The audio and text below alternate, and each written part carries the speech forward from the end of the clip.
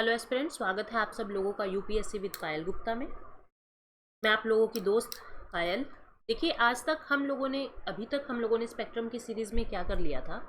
हम लोगों ने देखा था कि पोर्टुगीज़ का भारत के अंदर कैसे राइज एंड फॉल होता है।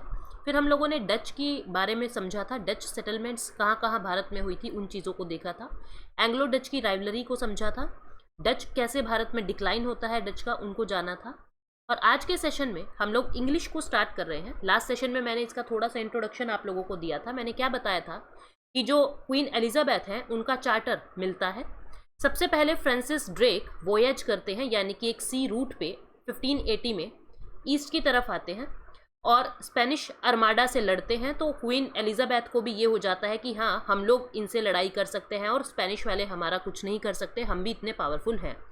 तो 1599 में क्या हुआ था, मर्चेंट एडवेंचरर्स के नाम से एक जो ग्रुप है, उस ग्रुप को मतलब बहुत सारे जो इंग्लिश के मर्चेंट्स थे उन्होंने अपना एक ग्रुप बनाया और नाम क्या दिया उस ग्रुप को, मर्चेंट एडवेंचरर्स। 31 दिसंबर 1600 को जो क्वीन एलिजाबेथ थी उन्होंने चार्टर दे दिया, यानी कि परमिशन दे दी थी कि आप लोगों को एक्सक्लूसिव राइट में दे रही हूँ कि आप लोग भारत में जाके, यानी कि ईस्ट की तरफ जाके आप लोग व्यापार कर सकते हो। Governor and company of Merchant of London trading into east Indies, ये नाम रखा था उस कंपनी का। ठीक है, बाद में ये कंपनी एक और कंपनी के साथ मिक्स होगी और इसको नाम दिया जाएगा ब्रिटिश ईस्ट इंडिया कंपनी, जिसको हम आज की क्लास में देखेंगे। शुरुआत में इनको मोनोपोली दी थी, ठीक है, 15 साल तक के लिए कि आप लोग ईस्ट में जाके व्यापार कर सकते हैं। 1609 में क्या होता है, इस मोनोपोली को और एक्सटेंड कर दिया इनडेफिनेट टाइम पीरियड के लिए। 1609 में एक फ्रेश चार्टर आया जिसमें यह लिखा गया कि 15 साल ही नहीं, अब आप इनडेफिनेट टाइम पीरियड तक भारत के अंदर ट्रेड कर सकते हैं। अब जो डच थे वो ऑलरेडी ईस्ट इंडीज़ के अंदर कंसंट्रेट हो चुके थे। English turn to India in search of textile and other commodities of trade. Bharat के अंदर जो ये इंग्लिश थे, जो ब्रिटिशर्स थे, वो भारत के अंदर टेक्सटाइल और दूसरी कमोडिटीज़ की सर्च के अंदर अभी लगे हुए हैं। अब देखो, इंडिया के अंदर कहाँ कहाँ इंग्लिश कंपनी की प्रोग्रेस होती है और कैसे होती है, इसको देखना। सबसे पहले हम वेस्ट इंडिया और साउथ इंडिया की बातें करते हैं कि किस तरीके से ये आते हैं और कहाँ पे सबसे पहला इस्टेब्लिशमेंट करते हैं। कैप्टन हॉकिंस जो है, ब्रिटिशर्स के एक व्यक्ति कैप्टन हॉकिंस, ये 1609 में जहांगीर के कोर्ट में पहुंचते हैं। इस समय भारत की मुगल गद्दी पे कौन बैठे हैं, जहांगीर बैठे हैं। अप्रैल 1609 की बात है। अब इन्होंने बहुत कोशिश की कि ये लोग सूरत के अंदर अपनी फैक्ट्री को इस्टेब्लिश कर दें। समय चल रहा है 1609 का, लेकिन क्योंकि पोर्चुगीज़ ऑलरेडी सूरत के अंदर थे और वो लोग नहीं चाहते थे कि ब्रिटिशर्स यहाँ पे आए, तो पोर्चुगीज़ के ऑपोजिशन की वजह से जहांगीर ने इनको मना कर दिया और सूरत में फैक्ट्री नहीं लगाने दी। अब कभी जहांगीर हॉकिंस की तरफ हो रहे हैं, कभी जहांगीर पोर्चुगीज़ की तरफ हो रहे हैं, क्योंकि जहांगीर उतने ज़्यादा अच्छे एक रूलर नहीं थे जितने ज़्यादा अकबर थे, जितने ज़्यादा शाहजहां औरंगजेब आएंगे, लेकिन जहांगीर फिर भी काफ़ी हद तक ठीक थे। तो कभी तो जहांगीर अंग्रेजों की तरफ होते हैं, कभी जहांगीर पोर्चुगीज़ की तरफ होते हैं। ये मैं आपसे पहले भी डिस्कस कर चुकी हूँ प्रीवियस वीडियो में। तो जहांगीर ने मना कर दिया कि सूरत के अंदर आप लोग फैक्ट्री नहीं लगा सकते। हॉकिंस परेशान होके वहां से निकल लेते हैं। ये जहांगीर का कोर्ट आगरा के अंदर होता था, आगरा के अंदर इनकी राजगद्दी होती थी। दिल्ली तो बहुत रेयर यूज की है इन्होंने। हॉकिंस आगरा को छोड़ के निकल लेते हैं 1611 में। 1611 में इंग्लिश ने मसूलीपट्टनम के अंदर, जो साउथ ईस्टर्न कोस्ट है इंडिया का, मसूलीपट्टनम, जिसको मछलीपट्टनम भी कहा जाता है, मसूलीपट्टनम के अंदर ट्रेड करना शुरू किया और 1616 तक अपना एक्सटेंशन कर करके, अपना एक्सपेंशन कर करके यहाँ पे एक फैक्ट्री इस्टेब्लिश कर ली 1616 में। मसूलीपट्टनम की बात है। 1612 में क्या हुआ था, कैप्टन थॉमस बेस्ट, 1609 में तो कैप्टन हॉकिंस आए थे और 1612 में कैप्टन थॉमस बेस्ट ने पोर्चुगीज़ को हरा दिया था सूरत पे। कहाँ पे? सूरत के अंदर बैटल ऑफ स्वॉली हुआ था, मैंने आपको बताया था लास्ट सेशन के अंदर, और कैप्टन थॉमस बेस्ट ने पोर्चुगीज़ को हरा दिया था।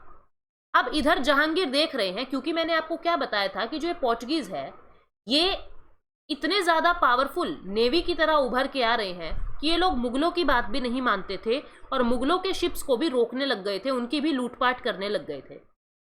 तो मुगल्स लोग पोर्चुगीज से परेशान हो गए थे। तो अब देख रहे हैं कि एक और यूरोपियन पावर आ रही है और पोर्चुगीज को हरा रही है, तो इससे जहांगीर इंप्रेस हो गए। ठीक है, तो अब क्या हो रहा है, सूरत में बैटल ऑफ स्वाली में जब कैप्टन थॉमस बेस्ट की अध्यक्षता के अंदर पोर्चुगीज को हराया जाता है तो जहांगीर इंप्रेस हो जाते हैं कि बहुत बढ़िया, हम प्रसन्न हुए और मांगो क्या मांगते हो। तो फिर इन्होंने परमिशन दे दी, परमिशन ग्रांट कर दी 1613 में कि आप सूरत के अंदर फैक्ट्री लगा सकते हो अंडर थॉमस एडवर्ड। अब थॉमस ऑल्डवर्थ की अध्यक्षता में सूरत के अंदर एक फैक्ट्री लग गई। एक फैक्ट्री 1616 में देखो मछलीपट्टनम में लग चुकी है, 1613 में फैक्ट्री सूरत में लग चुकी है। दो चीजें याद रखना, मछलीपट्टनम और सूरत में फैक्ट्री लग चुकी है। 1613 में कहाँ लगी? 1613 में लग गई सूरत में, क्योंकि 1612 में बैटल ऑफ स्वाली हो रहा है।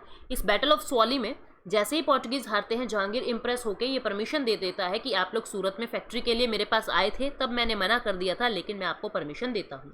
1616 में मछलीपट्टनम के अंदर नियर आंध्रा इन्होंने अपनी फैक्ट्री लगा दी। ठीक है, ये दो फैक्ट्री अंग्रेजों की आ चुकी है भारत में। ठीक है, अब आगे बढ़ते हैं। 1615 में सर थॉमस रो यानी एक और ब्रिटिशर आते हैं, came as accredited ambassador of James one. अब देखो ये लोग जो आए थे, कैप्टन थॉमस आ रहे हैं या और पहले हॉकिन आया है, अब ये कोई राजदूत बन के नहीं आए थे। ये कैसे आए हैं, किस तरीके से आए हैं? ये लोग कंपनी के व्यक्ति बन के आए हैं। लेकिन जो सर थॉमस रो थे, ये एक एम्बेसडर बन के आए हैं, यानी कि अब सरकार की तरफ से एक नुमाइंदा आ रहा है। अब ये एम्बेसडर बन के आ रहे हैं, जेम्स वन के एम्बेसडर। जेम्स वन कौन है? जो अभी ब्रिटेन के अंदर बैठे हैं। ठीक है, जहांगीर की कोर्ट में आते हैं, यहाँ पे 1619 तक रहते हैं, 1615 में आते हैं और लगभग 4 साल यहाँ पे रहते हैं। हालांकि वो कोई कमर्शियल ट्रीटी नहीं कर सके मुगल एम्परर से, लेकिन उन्होंने बहुत सारे प्रिविलेजेस जो हैं वो सिक्योर कर लिए थे। उनको परमिशन मिल गई कि आप लोग आगरा में, अहमदाबाद में और भरूच गुजरात के अंदर, आगरा यूपी, अहमदाबाद गुजरात और गुजरात का ही एक सिटी भरूच, आप इन जगह पे फैक्ट्रीज को इस्टेब्लिश कर सकते हैं। ठीक है, आगरा, अहमदाबाद एंड भरूच। देखो अहमदाबाद यहाँ दिख रहा है आपको, आगरा यहाँ दिख रहा है, भरूच भी यहीं पे है। तो इन जगह पे ये लोग फैक्ट्री लगा सकते हैं। इधर मैंने आपको बताया आंध्र प्रदेश के अंदर नियर मछलीपट्टनम, यहाँ पे वो लोग फैक्ट्री लगा चुके हैं। ठीक है, और फैक्ट्री कहाँ लगा चुके हैं? वो सूरत के अंदर एक फैक्ट्री लगा चुके हैं, यहाँ कहीं सूरत के अंदर एक फैक्ट्री लगा चुके हैं।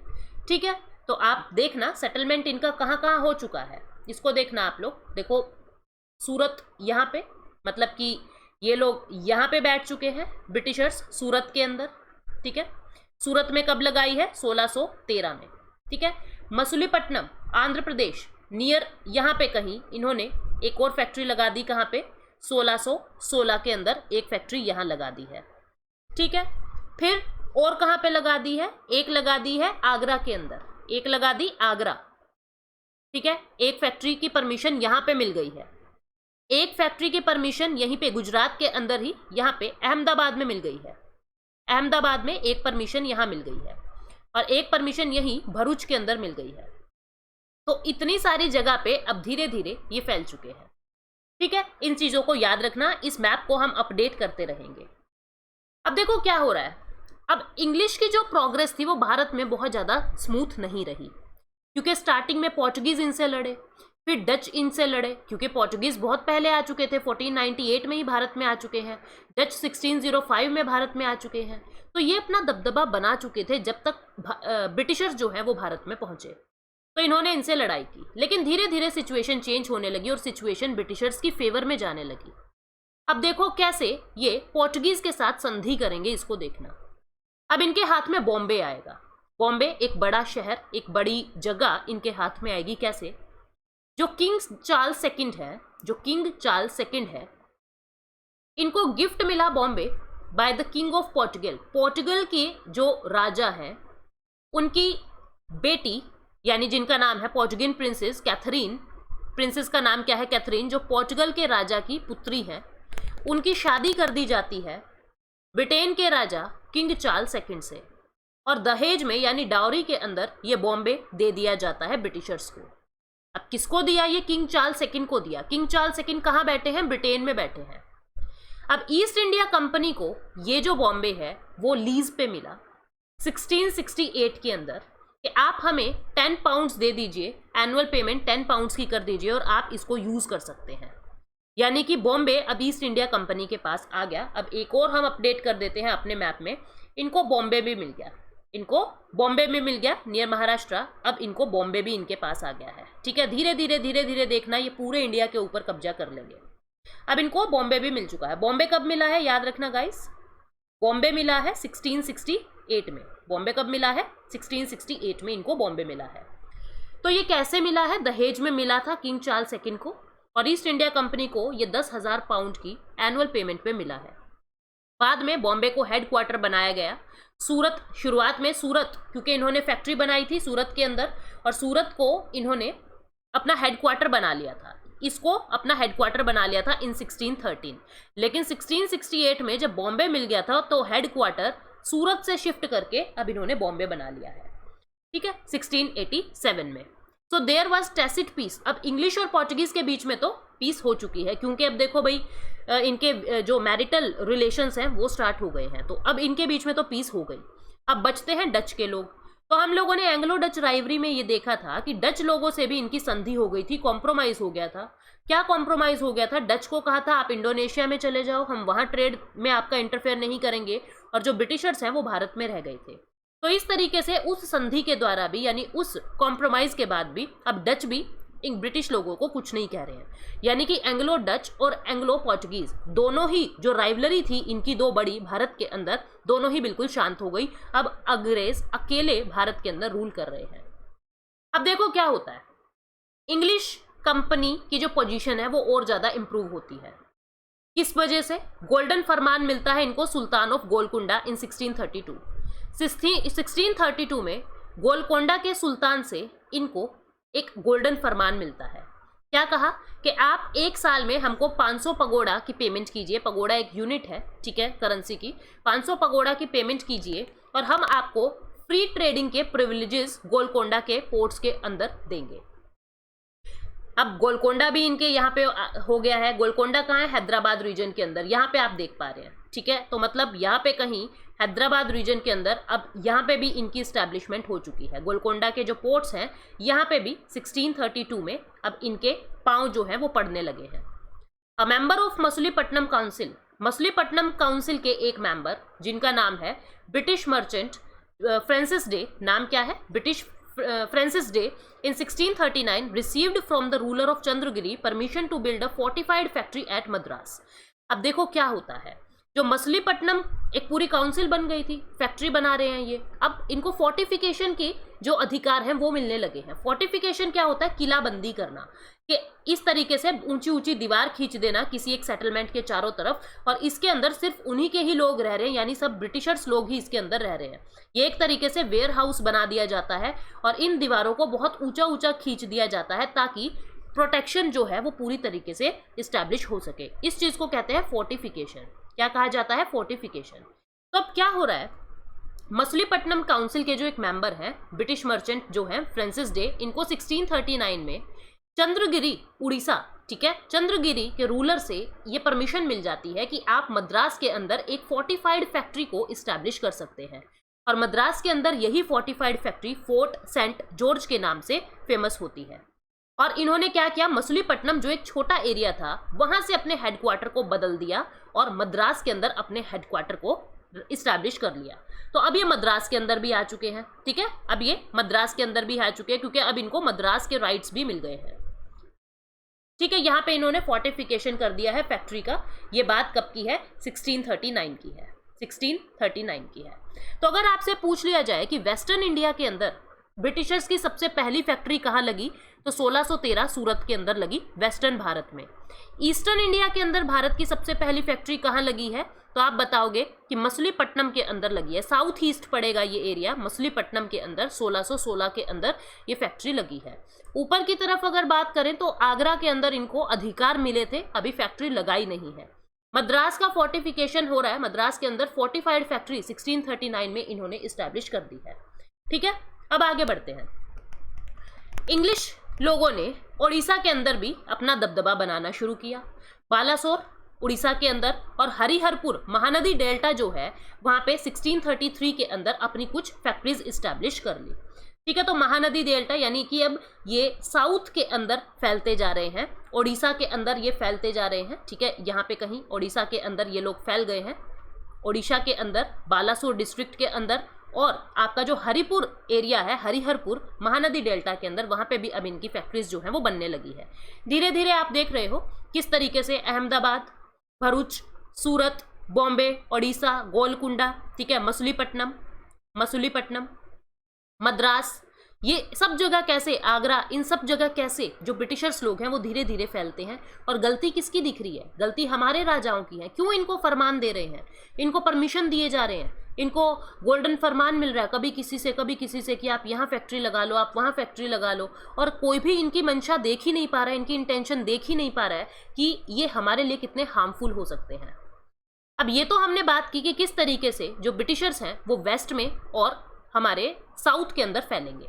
अब हम बात करते हैं बंगाल के अंदर क्या हुआ था। बंगाल देखो एक बहुत ही लार्ज और एक रिच प्रोविंस होता था, साथ ही साथ में यहाँ पे बहुत सारे नेचुरल रिसोर्सेज भी थे। बंगाल में जो लोकेशन थी बंगाल की ऐसी थी कि पोर्ट्स बहुत थे और आसानी से ट्रेड भी हो सकता था। एक प्रॉफिट सीकिंग एरिया इंग्लिश को वहाँ पे लगा कि यहाँ से बहुत सारा प्रॉफिट हम लोग कर सकते हैं।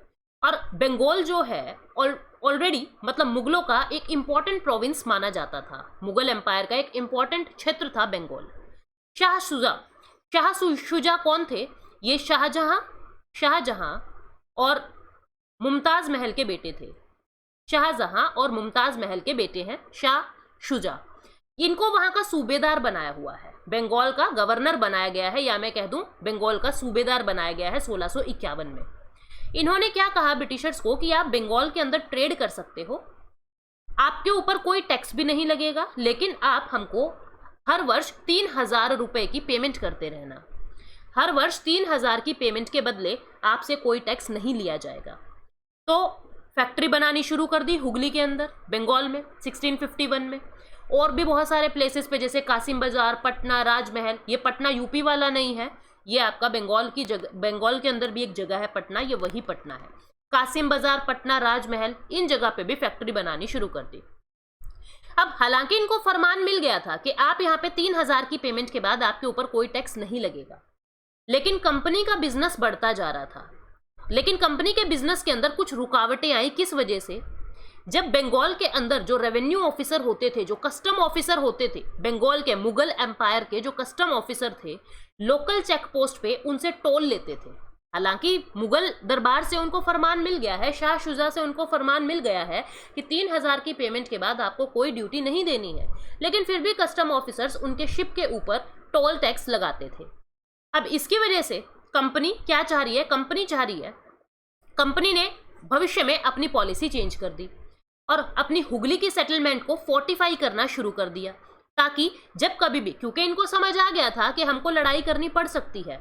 बंगाल मुगलों के लिए बहुत ज़्यादा इंपॉर्टेंट था और बंगाल से अब ब्रिटिशर्स भी जाना नहीं चाहते थे। तो एक ही जगह पे दोनों ही लोगों का कब्जा, तो ब्रिटिशर्स को समझ आ गया था कि हमको लड़ना पड़ सकता है, इसलिए क्यों ना हम पहले ही अपनी फैक्ट्रीज की फोर्टिफिकेशन शुरू कर दें। तो इन्होंने हुगली की जो फैक्ट्री है वहाँ पे फोर्टिफिकेशन शुरू कर दी, ताकि भविष्य में कभी फोर्स का यूज हो तो हम लोग सुरक्षित रहें। ठीक है। अब जो विलियम हेजिस है, जो फर्स्ट एजेंट थे, या मैं कहूं बंगाल के अंदर जो कंपनी है, बंगाल के अंदर जो फैक्ट्री है, उसके पहले गवर्नर, क्या नाम है उनका? William Hedges. इन्होंने शेष्टा खान 1682 में बंगाल के गवर्नर हैं।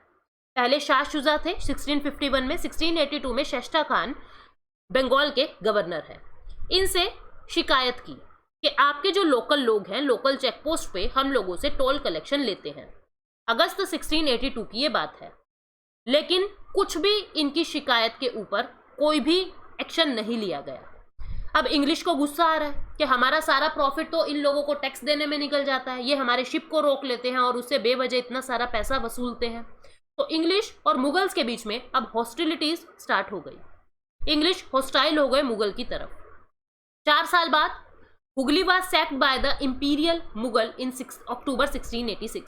इस लड़ाई में, क्योंकि उस समय मुगल काफी पावरफुल है, ठीक है, अक्टूबर 1686 में हुगली से ब्रिटिशर्स को हटा दिया। अब इंग्लिश लोगों ने भी बदला लिया, इंग्लिश लोगों ने भी उनके फोर्ट्स के ऊपर अटैक कर दिया, मुगलों के फोर्ट्स के ऊपर, मुगलों के किलों के ऊपर अटैक कर दिया। थाना के अंदर मिदनापुर का जो इनका फोर्ट था वो उसको तोड़ दिया, ठीक है। बालासुर के उड़ीसा के अंदर जो फोर्ट था उसके ऊपर स्टॉर्मिंग कर दी, उसके ऊपर बम्बार्डमेंट कर दी। इंग्लिश को फोर्स कर दिया इंग्लिश को फोर्सफुली वहां से निकाल दिया, हुगली से कंप्लीटली फोर्सफुली निकाल दिया और एक गंगा की नदी पे, गंगा के नदी के मुख पे जाके उनको बैठा दिया, यानी कि एक गंदी सी जगह पे इनको बैठा दिया। ये रिवर गंगा है, इसके इस तरफ इनको बैठा दिया, उसके माउथ पे उसको बैठा दिया कि तुम लोग यहाँ रहो, इससे इस तरफ आप नहीं आ सकते। अब मुगलों ने रेड की हुगली पे, जब मुगलों की रेड को देखा हुगली के ऊपर कि ये लोग तो बड़े पावरफुल हैं, तो जोग चार्नोक जो कंपनी के एजेंट थे उस समय, इन्होंने क्या कहा कि ऐसा करते हैं, हम मुगलों से हाथ मिला लेते हैं, मुगलों से सॉरी बोल देते हैं, क्योंकि देखो इस समय ट्रेड ज़्यादा इंपॉर्टेंट है और मुगल लोग हमें अब वापस आने नहीं देंगे, तो क्यों ना हम उनसे कुछ कॉम्प्रोमाइज़ कर लेते हैं। इनकी ना हमेशा से ही आप देखना कैरेट एंड स्टिक पॉलिसी रहती है, कैरेट एंड स्टिक पॉलिसी रहती है। कैसे? पहले तो माफ़ी मांग लेंगे किसी काम को करके, फिर जैसे ही प्रसन्न होकर आदमी कुछ इनको फेवर्स कर दे, फिर ये छड़ी उठा लेते हैं, फिर कुछ ऐसे एक्शन ले लेंगे, फिर हाथ जोड़ लेते हैं, फिर छड़ी उठा लेंगे। तो कैरेट एंड स्टिक पॉलिसी रहेगी पूरे, आप देखोगे पूरे 1947 तक अंग्रेजों की। तो यहाँ पे शुरुआत हो चुकी है इस कैरेट एंड स्टिक पॉलिसी की। जोग चार्नोक जो कंपनी के एजेंट थे, उन्होंने मुगल से नेगोशिएशन किया और उनसे माफ़ी मांगी कि हम लोग गलती हो गई, अब हम ऐसा नहीं करेंगे। और मुगलों ने खुश होके सुता नदी के ऊपर, सुता नदी एक प्लेस है आज के आपके कलकत्ता के अंदर, यहाँ पे सुता नदी पे इनको वापस बुला लिया कि आप लोग ठीक है, अपना काम यहाँ पे शुरू कर सकते हो। और एक ट्रीटी साइन हो गई मुगलों के साथ फरवरी 1690 में, और इनको अगस्त 1690 में सुता नदी पे अब ब्रिटिशर्स की जो सेटलमेंट है वो स्टार्ट हो चुकी है। दस an English factory was established 10 फरवरी 1691 में सुता नदी पे एक इंग्लिश फैक्ट्री इस्टेब्लिश हो गई है। ठीक है। The day an imperial farman was issue permitting the English to continue contentedly their trade in Bengal on payment of ₹3000 a year in lieu of old dues. और क्या कहा कि आप बंगाल में भी ट्रेड कर सकते हो। फिर से गलती कर रहे हैं, फिर से एक फरमान जारी कर दिया कि आप बंगाल में ट्रेड कर सकते हो, 3000 की सालाना पेमेंट के बाद आपसे कुछ भी टैक्स कुछ भी नहीं वसूला जाएगा, बस सालाना 3000 की पेमेंट आप कर दो। अब जो बर्धमान डिस्ट्रिक्ट था, वहां के एक जमींदार थे, बर्धमान वेस्ट बंगाल के अंदर है, वहां के एक जमींदार थे जिनका नाम था शोभा सिंह। शोभा सिंह ने इंग्लिश के लोगों पे रिबेल किया, उनके अगेंस्ट खड़े हो गए। ठीक है। और सुता नदी टू फोर्टिफाई देयर सेटलमेंट कि हम यहाँ पे सुता नदी के अंदर 1696 में आपके फैक्ट्रीज को फोर्टिफिकेशन नहीं करने देंगे। लेकिन फाइनली इन 1698 में इंग्लिश सक्सेसफुल हो गए और इनको परमिशन मिल गई to buy the zamindari of village. 3 village की इनको परमिशन मिल गई, सुता नदी की, गोविंदपुर की और कालीकटा की, काली घाट भी जिसको कहते हैं। देखो, गोविंदपुर, कालीकटा और सुता नदी, इन तीनों जगह के जमींदारी राइट्स इनको मिल गए।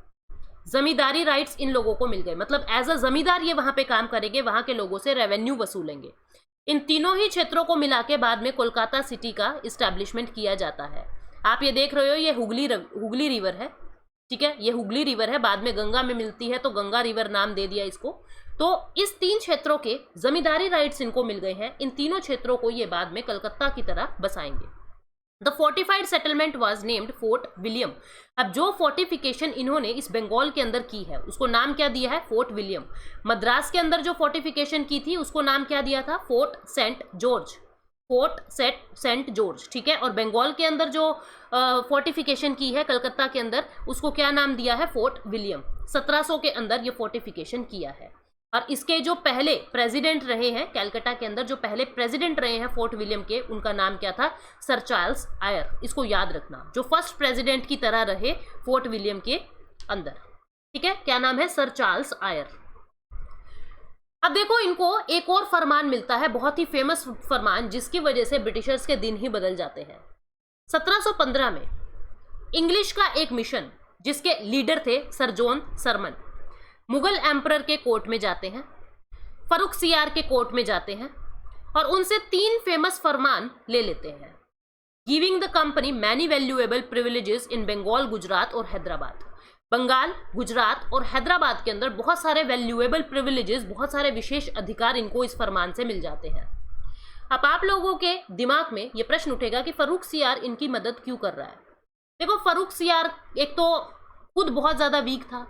1707 औरंगजेब की मृत्यु के बाद फरुख सियार जब राजगद्दी पे बैठता है तो अब ये बहुत ज़्यादा पावरफुल नहीं है। ठीक है, इसको खुद ने ही किसी और ने बनाया है, मतलब किंग मेकर का राज आ चुका है। किंग मेकर कौन होते थे? कुछ ऐसे नोबल्स होते थे किंग के, जो राजा को बनाते थे। राजा की असली ताकत, राजा को नहीं पता क्या डिसीजन लेना है, किंग मेकर ही सारे डिसीजन लेते थे, बस राजा के तो साइन चलते थे। फर्रुखसियार उनमें से ही एक है।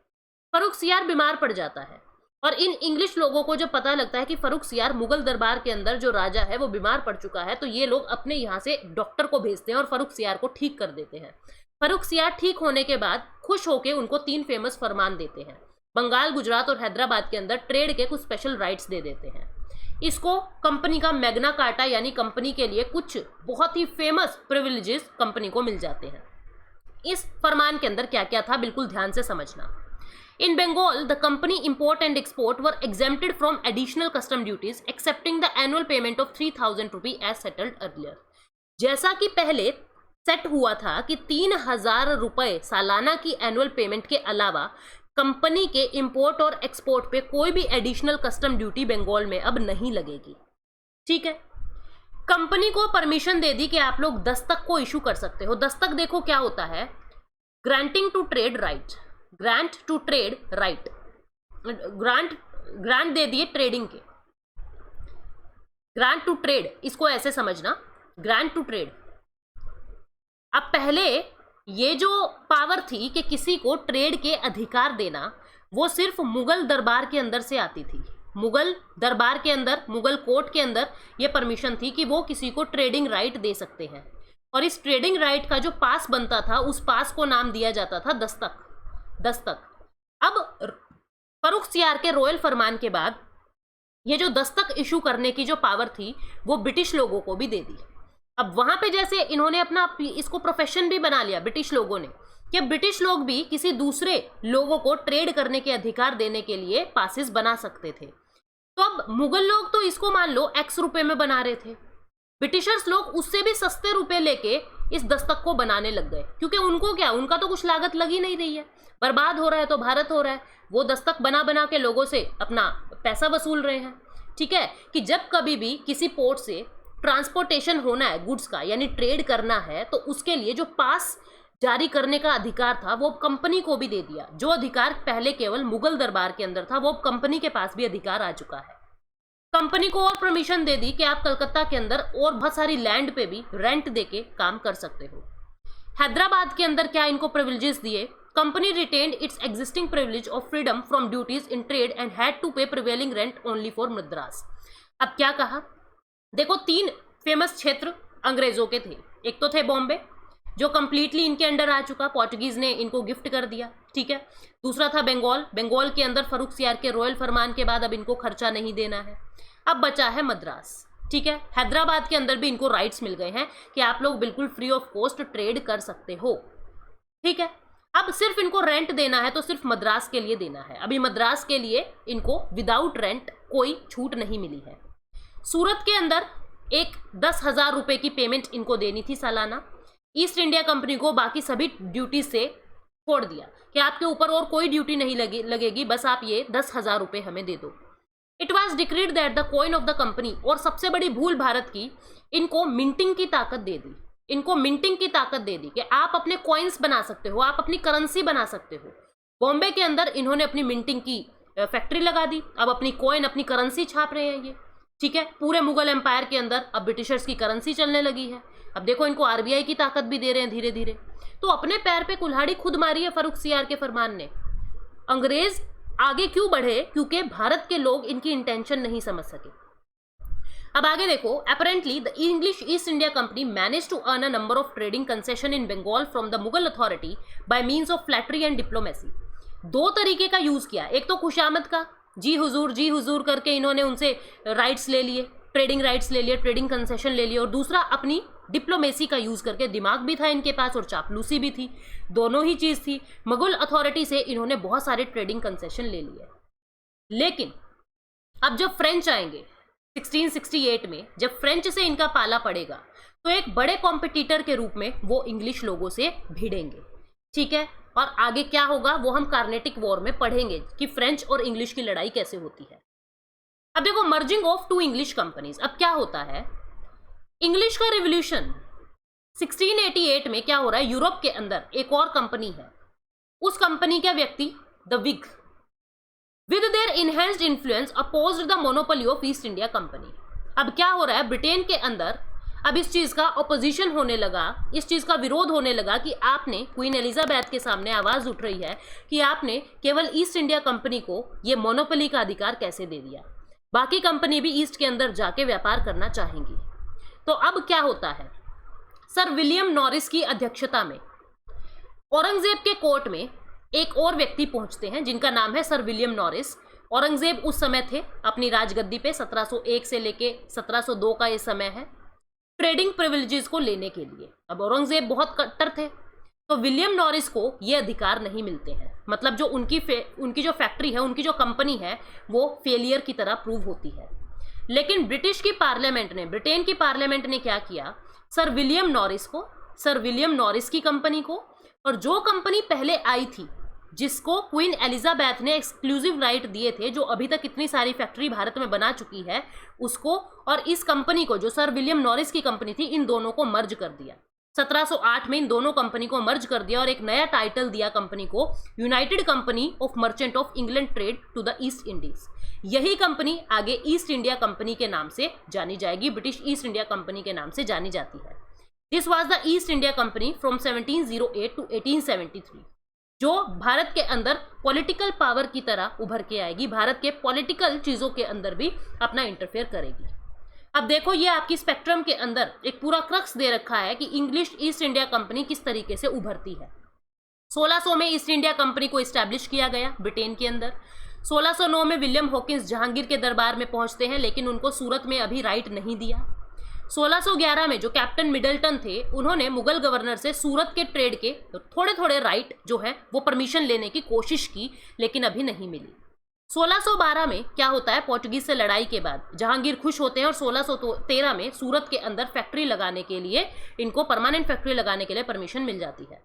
1615 में सर थॉमस रो, जो किम जेम्स वन के एम्बेसडर आए, जहांगीर के कोर्ट में पहुंचते हैं, लेकिन कोई नेगोशिएशन नहीं कर सके, लेकिन छोटे छोटे प्रिविलेजेस इनको मिल गए थे, अहमदाबाद के, आगरा के और भरूच के। ठीक है, बाय 1618 जो एम्बेसडर थे उनको कुछ फरमान मिलते हैं, 2 फरमान मिलते हैं, और इन लोगों को अब ट्रेड एग्जेम्पशंस मिलने शुरू हो गए 1618 से। 1616 के अंदर क्या होता है, मसूलीपट्टनम के अंदर साउथ की पहली फैक्ट्री मसूलीपट्टनम के अंदर बनती है 1616 में। 1632 में इनको गोल्डन फरमान मिलता है, सुल्तान ऑफ गोलकुंडा हैदराबाद रीजन के अंदर ट्रेड करने के लिए इनको अधिकार मिल जाता है। 1633 में हरिहरपुर बालासुर ओडिशा के अंदर ये अपनी पहली फैक्ट्री, यानी ईस्ट के अंदर अगर पहली फैक्ट्री कहीं लगाई है तो वो ओडिशा के अंदर लगाई है। साउथ की पहली फैक्ट्री मसूलीपट्टनम, ईस्ट की पहली फैक्ट्री ओडिशा के अंदर, ठीक है, वेस्ट की पहली फैक्ट्री सूरत के अंदर इनकी लगती है। 1639 में मद्रास लीज पे मिल गया लोकल किंग के द्वारा। 1651 में इनको हुगली में ट्रेड करने का अधिकार मिल गया बंगाल के अंदर। 1662 में जो चार्ल्स सेकंड है, इनको बॉम्बे दहेज में मिल गया प्रिंसेस कैथरीन से शादी करने के बाद। 1667 में यानी 1667 में औरंगजेब ने इंग्लिश को फरमान दे दिया कि आप लोग बंगाल में ट्रेड कर सकते हो।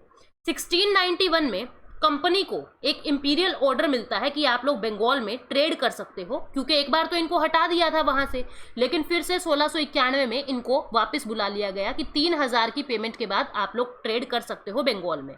1717 में फर्रुखसियार ने, 1715 में हालांकि फर्रुखसियार ने रॉयल फरमान इशू किए 3, और जिसकी वजह से बहुत सारे ट्रेड कंसेशन ब्रिटिशर्स को मिल जाते हैं।